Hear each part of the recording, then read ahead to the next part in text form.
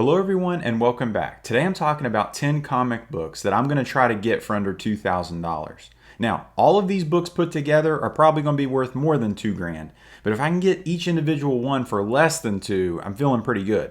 Now, some of these are near golden age books, and some of these I don't even know if I'll be able to get them ungraded. The first book up is Action Comics number 252.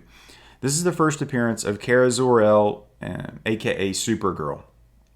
She's on the cover. She's emerging from this pod coming from Krypton, introducing the Supergirl from Krypton. Is she friend or foe? Look again, Superman, it's me, Supergirl, and I have all of your powers. So this book is got so much going for it. She's on the cover. Okay, this is Superman's cousin, if you didn't know. Kara Zor-El, she's kind of like a major character in the Superman mythos. Now, the reason I'm wanting this book is I just read Supergirl, Woman of Tomorrow. If you guys have not read this super modern book, it just came out like a year or two ago. This is by Tom King. I think it's like an 8-issue series. This is one of the best modern superhero comics I've ever read. Now, as soon as I read this book, I was like, surely they're going to use this for some kind of movie because it reads like a movie. And sure enough, this is James Gunn's ace in the hole, seemingly, of just a slam dunk movie if they can put this from the comic to the big screen. So I was like, who is going to play Supergirl? And then I saw it was this Millie Alcock, which is the girl from the House of the Targaryen. And I said, she's perfect. So in that series, Supergirl is not necessarily the main character, but she's a side character that helps the main character in fulfilling her quest. But she does it in like a brash, unsophisticated. She cusses a lot. She's rough around the edges. Again, a superhero. Not playing to the tropes, being bad. This is what we want. I think we want more of this because it's taking a traditional hero and turning it on its head. As soon as I read this story, I was like, okay, I'm a Supergirl fan immediately, and I want this freaking book. All right, the next book on my list is a very modern book, and it's also a variant. I don't buy variants if you guys follow the channel. But when I saw these, I was like, okay, I need that. So the book in question is Green Lantern crossed with Planet of the Apes. And if you're seeing some of these covers, we have an homage cover to the Neil Adams Green Lantern 76 book. And then we have the homage to the Green Lantern Speedy Does Heroin in 86. And then the Green Lantern with all the rings on his fingers from the more modern run. I can't remember what volume this is in.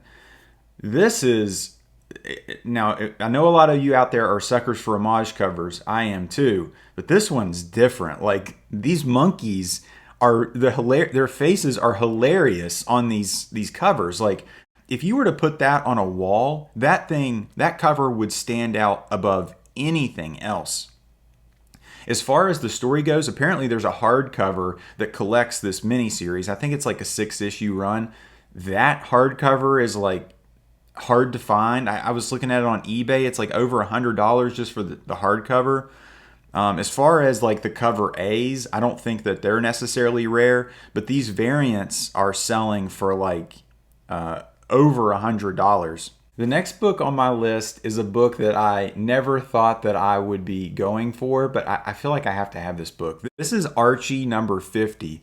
I'm not an Archie collector, but this one's just too good. And if you put this on a wall, like, this book would just, it would just be incredible. This is a classic Good Girl Art innuendo cover by Bob Montana. It says, "No, Archie, this isn't Veronica. You called the wrong number. But if you would come over to my house, I'll gladly refund your nickel." The words aren't necessarily the innuendo. It's literally Archie's picture when he's looking at Betty's boobs. So, like, his eyes are all big and she's got like the headlights going. This book is crazy. Like, this book is awesome. The colors of the Archie title and then almost like a portrait type of her, almost like a pinup girl, but very much good girl art, showing those ankles. This is a classic book, which I think I could find in like a mid-grade ish for under $2,000 fairly easily. This book may be this may be another book that would be difficult to find, not graded, and like so many of these are on this list that are going to be hard to find not graded. All right, the next book on the list is another DC book, another Action Comics book. This is Action Comics number 242. This is the first appearance of Brainiac. Again, he's on the cover, and this is one of Superman's big bads. I mean, obviously Lex Luthor being his arch nemesis, but like, is Brainiac like, if Lex Luthor is 1A, is Brainiac 1B? Maybe. You touch my ultra force field, even your invulnerable body will be destroyed. So here he is on the splash page, which is an incredible splash page, by the way. They're fighting in space. Brainiac's like force field is blocking Superman's attacks. Brainiac is just like talk about a book that's just like a solid book to buy. Like, not only is the book extremely old with a major character who's on the cover, I mean, Brainiac is like a tried and true villain. This is kind of the stuff that I am going towards, and especially DC. Like, if this was a Marvel book, it would be 3 or 4 times how much it costs. But like for like a 2.5, 3.0, 3.5 type book, I think I could easily get this for under $2,000. Again, it's going to be very difficult to get not graded just because so many of these key books, when people find them, they're sending them to CGC. That's just kind of what happens. And other YouTubers have talked about this. In several years, will any of these big books still be raw? I'm not sure. And this is one of them. Purple cover, pops again. It's very hard to get that book when the cover is a little bit faded. Great book, great character. Slam dunk buy, right? All right, next book on my list is a very modern book. Again, not very modern, but modern enough. This is The Men in Black #1. This is published by Aircell, and this is from 1990. I didn't know this book existed until like a few months ago. I didn't realize Men in Black was a comic book property. So you have this cover, which does not scream anything from the mid-90s Will Smith, Tommy Lee Jones Men in Black movie. We've got Agent K on the cover. I'm assuming that's Agent K. This is a story I have not read. And then you have this woman in like bra and panties, like very seductive. You've got blood splatter. Well, talk about a badass cover. Like, you don't even need an alien on this cover. You've got, Agent K like racking a shotgun, blood splatter, sexy girl on the cover. Like, yeah, sign me up. If you guys take a look at the prices of some of these books in like a high grade, you're going to be like pretty surprised, specifically for graded issues. Like, I think a 9.8 is like for thousands of dollars. Now, I don't need a 9.8. Even like a nice raw copy, I'd be happy with. But if I could get a graded copy, a 9.4, 9.6, yeah, I'd be pretty happy with that. Talk about a crazy book that I just had no idea even existed, and I'm just blown away, and I want it so bad. Next book on the list is a very recent book. Again, this is by DC Vertigo, Jeff Lemire's Sweet Tooth. I have not watched the show. I don't really plan on watching the show, but I just read the complete run compendium, and it was one of the most page-turning books that I've ever read. The closest thing that I can think of is The Walking Dead, where you're meeting characters, post-apocalyptic situation, you have some sort of virus going on, is what character is going to die next? And then you have Sweet Tooth, this innocent boy who, you want to talk about rooting for a character to make it through this. You root for Sweet Tooth. As soon as I read this, I was like, I got to get Sweet Tooth #1. Like, this is too good. And then I saw the cover A, which I don't know if there's any variant covers for this. what an incredible cover. Like this encapsulates what this character and what this story is you're about to read. This meek, mild, hybrid deer boy nibbling on chocolate. He's got it on his face. He's out in the woods. He looks confused, scared. Yeah, that's Sweet Tooth. This book, you could have bought this for $1 back in the day. This book kind of surged when the show got teased and then eventually came out. A 9.8 in this book sold for like hundreds and hundreds of dollars. I think you can get like a 9.8 in this for like less than $200, which is probably something I'm going to try to find. Next book on this list is an Image book, a very recent book as well, but with a low print run. This is John Layman and Rob Guillory's Chew. This is probably one of the funniest books I've ever read, like laugh out loud funny. I have not completed this series yet because I'm still looking for the hardcovers.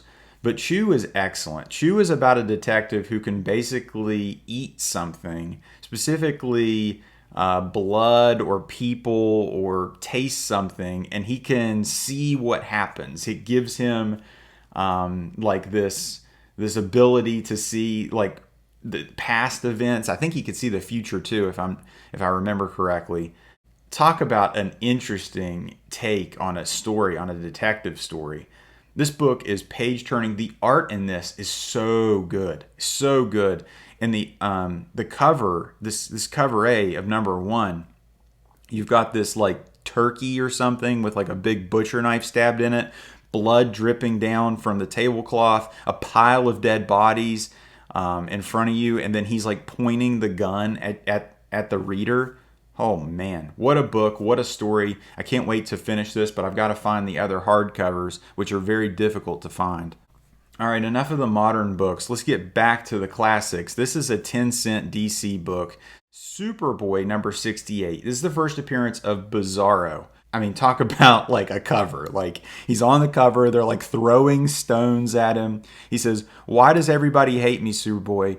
I have superpowers like you. I do good like you. Yet you're a hero to them, and I am a menace." So this is, Superboy's flying to him. Bizarro's being cast out, hated, and he can't understand why. Here he is on this first splash page. I have not read this story, but I'm assuming it's some sort of take on Bizarro being ugly and creature-like, demon-like, and Superboy being, what the all-American boy is supposed to look like, apparently. And just that take on how society would cast him out. Bizarro's a great character. He is Superman's foil in most of the best Superman stories of all time. Alan Moore's run, Whatever Happened to the Man of Tomorrow, Grant Morrison's run, All-Star Superman. All of these best runs contain Bizarro. He's just that good of a character. I don't think he's like a tier 1, Lex Luthor, Brainiac type character, but he is definitely in the top 10 of Superman villains, in my opinion. This is a great book with a great cover. The next book on this list is a 2-for-1, 2 first appearances in one book, and this is Evil Ernie number 1. This is the first appearance of Evil Ernie, but specifically Lady Death. This is Eternity. This is made by Eternity. This is from I believe this is the early 90s. I can't imagine this book having an extremely large print run, which I don't think it does. Huge drop off between a 9.8 and a 9.6 here. But this is like 2 first appearances that are major, and as well as an incredible cover. A lot of Evil Ernie covers are super evil and epic looking, but this one's awesome. Like, you've got this city behind him in flames. His hands are all decayed. His body's like a skeleton. That hair is all big and crazy, looking like an 80s movie star. I mean, this book is freaking awesome. And then you've got Lady Death, who is probably with Vampirella, Red Sonja, and Power Girl now, like the titty book girl. So like, I feel like this is like a must-have for any comic book collector. And then last but not least, we have a Alan Moore classic book.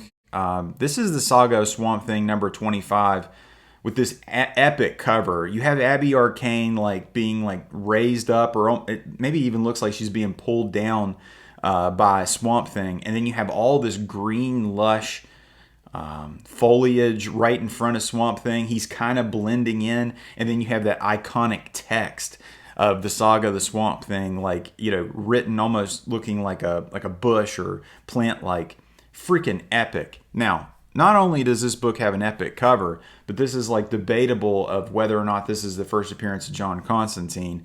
In one of the panels, you have a character who doesn't speak, but sure as hell looks like John Constantine. John Constantine doesn't come later. He doesn't come later until like Saga Swamp Thing, I think 37, with that yellow cover. I have that book in an 8.5. I'd like to get it in a higher grade. But I just want this cover because it's awesome, and it's Swamp Thing, and it's Alan Moore, and it may or may not be a first appearance. So I'm all in on that. Super affordable book too. 9.8 goes for something stupid, but I would just like to have a nice raw copy, and I would be very happy with that. Other books that I am looking for, I've kind of beat a dead horse on them, so I'm not going to talk about them again, but these are 10 fresh books that I am wanting. Are any of these on your wish list? Do you like any of these books? Let me know. If at any point in time you like this video, give the thumbs up, and if you like this video, subscribe for more. Take care.